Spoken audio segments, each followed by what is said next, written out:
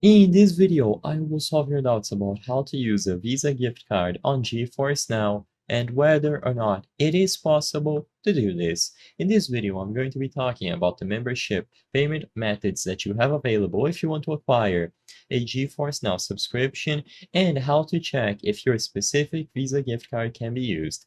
So of course, whenever you go to acquire a new membership, you will be able to choose the specific plans that they have to offer, and finally, all of the payment methods according to your specific region.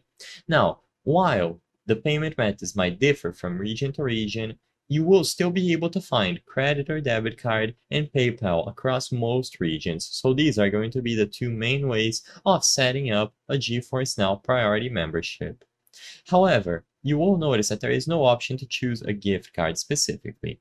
Now, while you can try selecting debit or credit card and proceeding, usually on 90% of cases, your Visa gift card will not be accepted. This is because, due to the way gift cards work, GeForce Now won't accept them because they cannot predict how much money you will have on the upcoming months, and because of this, a recurring membership on these sorts of cards could be dangerous for them. So at this time, according to their official support page, they only support credit card, including debit cards and PayPal payments. Gift cards and prepaid cards are not supported, so keep that in mind. Using a Visa gift card in GeForce Now as of today is impossible.